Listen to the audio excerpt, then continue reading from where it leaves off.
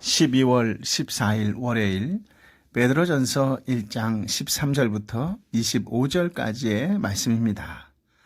하나님의 사람은 은혜로 시작해 은혜로 마치는 인생을 살아갑니다. 우리는 은혜 위에 은혜, 즉 하나님의 충만한 은혜를 받아 누리며 사는 자들입니다. 사도 베드로는 그리스도께서 재림하실 때 가져다 줄 은혜를 바라보라고 권면합니다. 재림에 대한 소망을 가지라는 말씀이지요. 그리스도의 구원 역사는 아직 끝나지 않았습니다.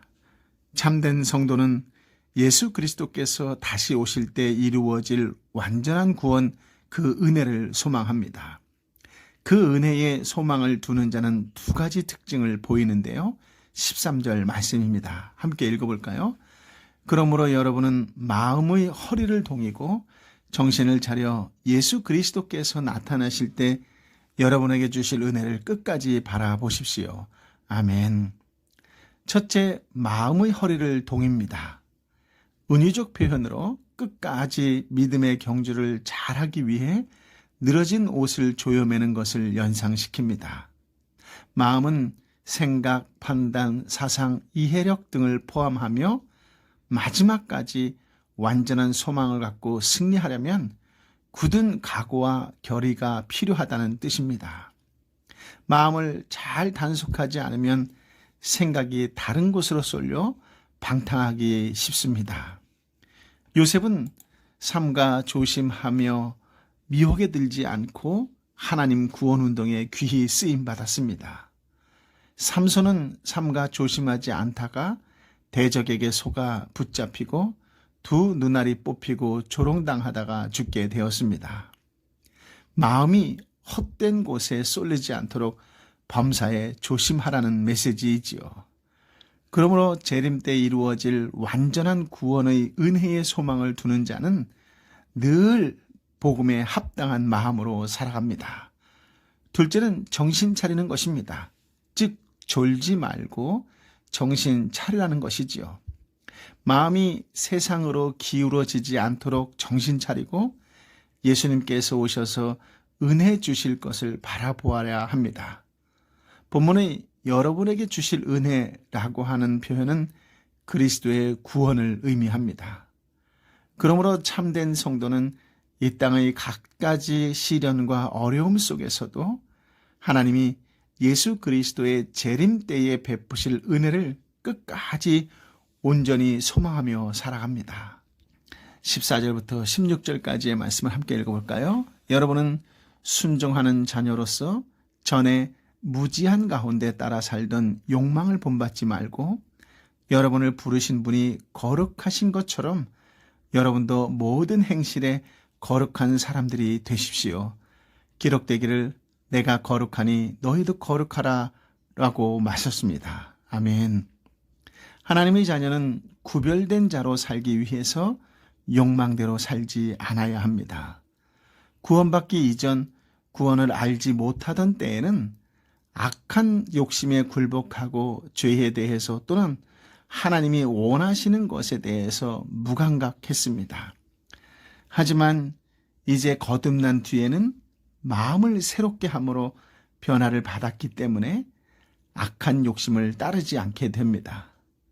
여기서 욕망은 태어날 때부터 가지고 있는 죄성으로 곧 부패한 욕망을 가리킵니다. 욕망은 영혼을 거슬러 싸우고 성령을 거슬러 행하지요. 예수 그리스도를 믿는 그리스도인은 예수님을 믿기 전에는 욕망을 쫓아 살았습니다. 에베소서 2장 1절부터 3절의 말씀에 잘 표현되어 있지요. 전에는 불순종의 자녀처럼 욕망을 쫓아 살았습니다. 그러나 이제 그리스도인이 된 다음에는 순종의 자녀처럼 모든 행실에 거룩하기를 힘써야 한다는 것입니다. 그리스도인이 되기 전에는 하나님을 불순종하여 사탄과 세상 풍조와 육체의 정욕을 따랐으나 그리스도인이 된 다음에는 하나님을 순종하여 하나님의 원하시는 거룩한 삶을 살아야 한다는 말씀입니다. 거룩하게 살아야 하는 이유는 하나님께서 거룩하시기 때문입니다. 우리를 부르신 하나님은 거룩합니다. 그렇다면 성도 역시 부르신 분처럼 거룩해야 하겠지요. 거룩은 아시다시피 구별, 성별을 말합니다. 하나님은 사탄과 죄와 인간과 구별된 분입니다. 우리도 사탄적이고 우상적이고 세속적이고 정욕적이고 물질적인 풍속 습관에서 구별되어 또 구별되게 살아야 합니다. 또 거룩하게 살아야 하는 이유는 하나님이 아버지이기 때문입니다. 17절 말씀인데요. 함께 읽어볼까요? 또한 여러분이 사람을 외모로 취하지 않고 각자의 행위대로 판단하시는 분을 아버지라고 부르고 있으니 나그네로 사는 때를 두려움으로 지내십시오. 아멘. 베드로는 죄로 말미암아 하나님 아버지로부터 멀리 떠나 방황하고 있는 인간 실존을 나그네로 묘사합니다. 고향집을 떠나 나그네처럼 사는 사람으로서 돌아갈 고향과 돌아갈 때가 있음을 암시하지요. 또 그리스도인은 하나님을 아버지라고 부릅니다. 그것은 하나님께서 창조했고 선택했고 구속했고 결국 부성애로 인도하시기 때문입니다.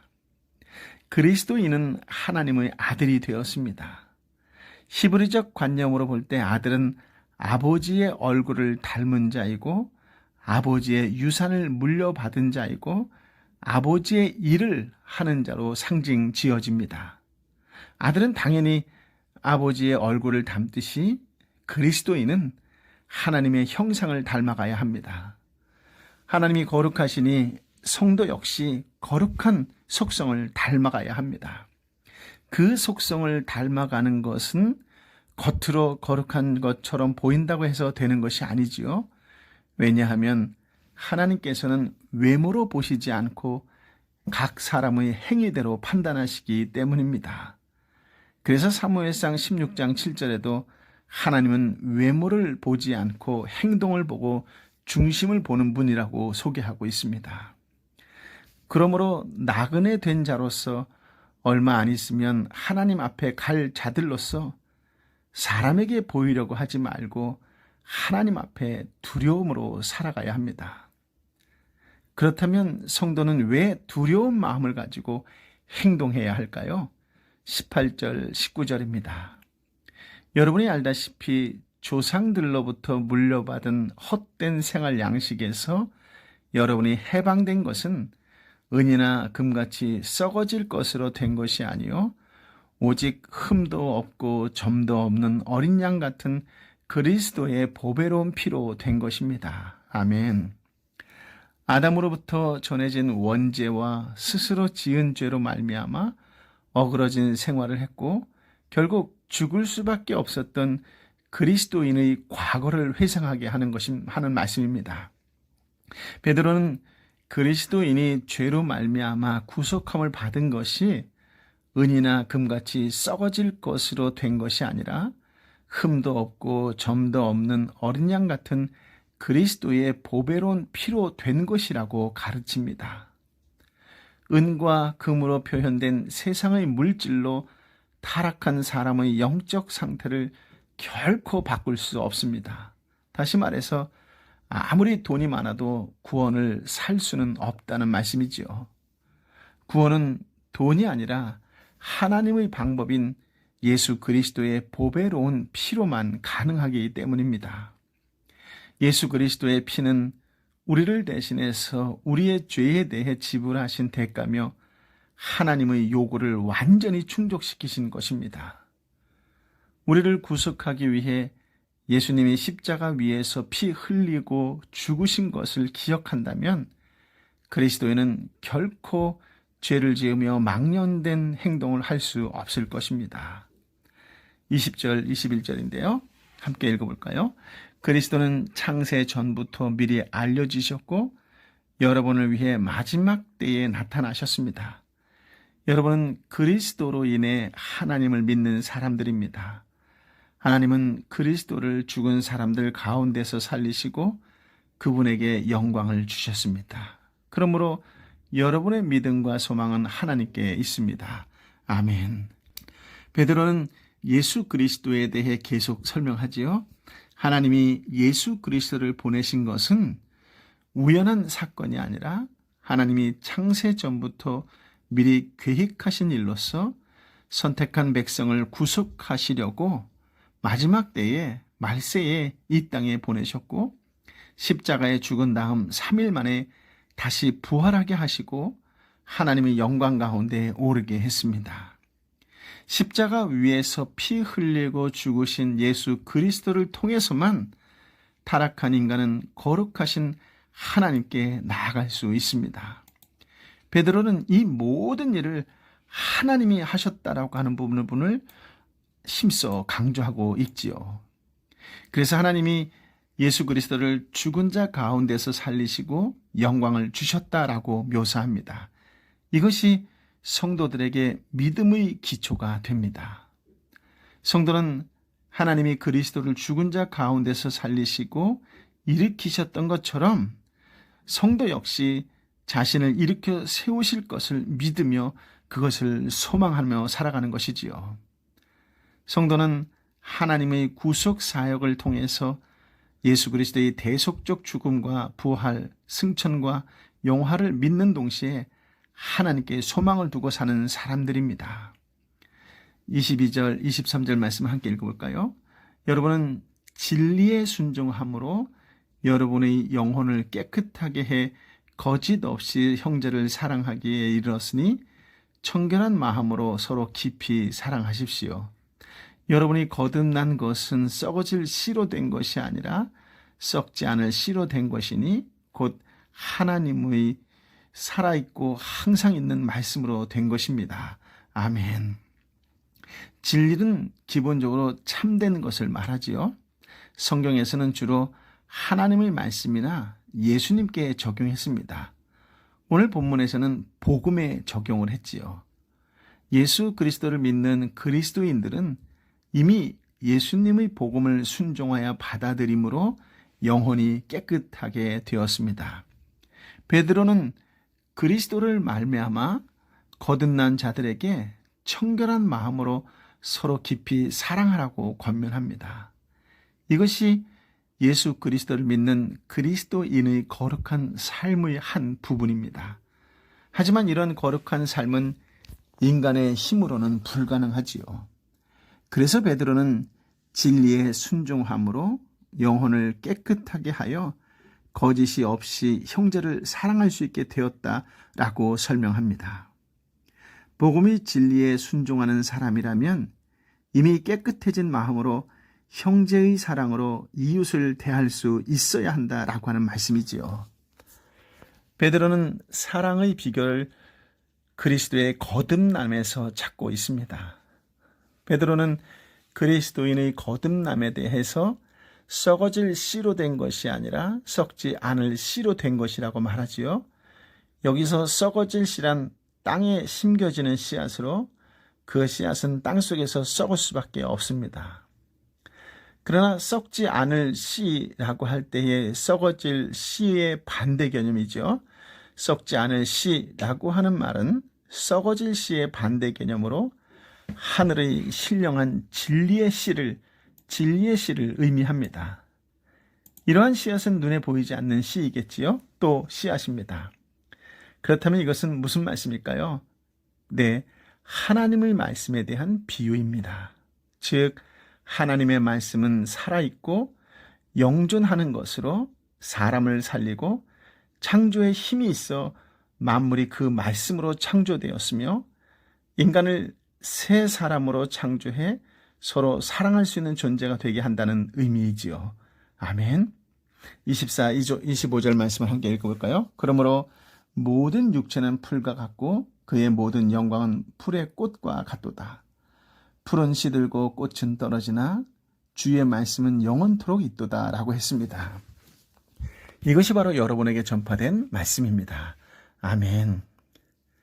그리스도인이 거듭난 것은 썩어질 씨로 된 것이 아니고 썩지 않을 씨로 된 것이라고 했습니다. 씨는 말씀을 가리키지요. 썩지 아니할 씨는 항상 살아있는 말씀입니다. 거듭남은 죄로 죽었던 영혼이 다시 살아나는 것을 말합니다. 중생이라고도 하지요. 성도는 예수님을 구주로 믿고 거듭난 것을 말씀으로 되어진 것입니다. 예수님을 구주로 믿고 거듭난 것은 말씀으로 되어진 것입니다. 24, 25절은 우리가 익히 알고 있는 이사야 40장 6절부터 8절까지의 말씀이지요. 이 말씀은 포로로 끌려가는 이스라엘 백성을 위로한 말씀인데 베드로가 지금 고난받는 그리스도인들에게 적용시키고 있는 것입니다. 그렇습니다. 말씀은 항상 살아 있습니다. 말씀 자체가 영원하지만 성취면에 있어서는 반드시 이루어집니다. 하나님은 예언된 약속의 말씀대로 반드시 돌아오게 될 것처럼 고난받는 그리스도인에게 중요한 것은 말씀대로 성취되어 회복될 것을 바라보아야 한다라고 하는 말씀이지요. 육체는 풀과 같고 그 모든 영광은 풀의 꽃과 같다고 했습니다. 그러나 예수 그리스도를 향한 말씀의 약속은 반드시 이루어집니다. 그리고 말씀대로 이루어진 것도 영원히 남습니다. 즉 말씀대로 만들어진 것, 말씀대로 일한 것, 말씀대로 산 것은 영원히 남아 그 상을 얻게 됩니다. 복음을 듣고 영원히 사라지지 않는 하나님의 말씀을 굳게 믿으십시오. 영적으로 깨어 거룩한 삶을 살고 형제 자매를 사랑하며 복음의 반석 위에 든든히 서는 성도로 살아가시기를 예수님의 이름으로 축복합니다. 아멘. 아버지 하나님, 오늘 베드로를 통하여 귀한 생명의 말씀, 능력의 말씀, 은혜의 말씀을 허락하여 주시니 감사합니다. 이 땅에 예수 그리스도를 믿고 사는 삶이야말로 은혜 위에 은혜로운 삶이라고 하는 것을 다시 한번 체험케 하여 주시니 감사합니다. 하나님의 충만한 은혜 가운데 살아갈 수 있게 해주셔서 감사합니다. 이 은혜를 기억하는 자가 되게 하여 주옵시고 베드로가 말한 것처럼 그리스도께서 재림하실 때에 완전한 구원, 완전한 은혜를 주신다는 것을 믿음으로 받아들여 삶 가운데 어떤 상황과 환경 속에서도 이 소망을 품고 믿음으로 인내하며 살아갈 수 있는 거룩한 하나님의 백성이 되게 하여 주옵소서. 아버지 하나님, 오늘 주신 말씀을 가슴으로 받고 삶으로 실천하며 살아가는 거룩한 하나님의 사람들 되게 하여 주옵소서.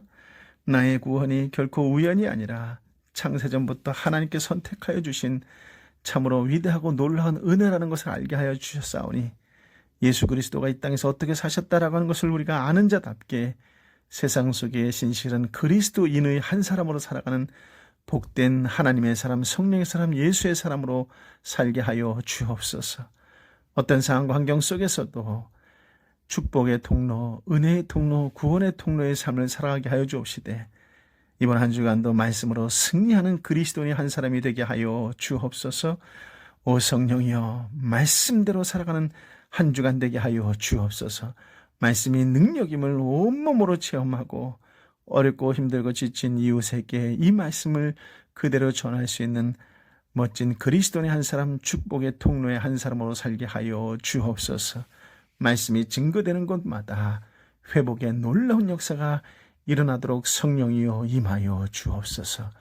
이제는 길이여 진리여 생명 되신 우리 주님 예수 그리스도의 은혜와 아버지 하나님의 크신 사랑과 성령 하나님의 위로 역사 교통 충만하심이 주신 말씀을 마음에 품고 삶 속에서 그 말씀에 따라 살고 있는 자리에서 말씀에 따라 최선을 다하기로 결단하고 결심하고 그렇게 살아가는 하나님의 사람들 한 사람 한 사람 머리 위에 저들의 말씀을 품고 함께 기도하는 삼토와 일토와 공동체와 열방의 선교사님과 선교지 위에 함께하여 주옵기를 간절히 축원하옵나이다. 아멘.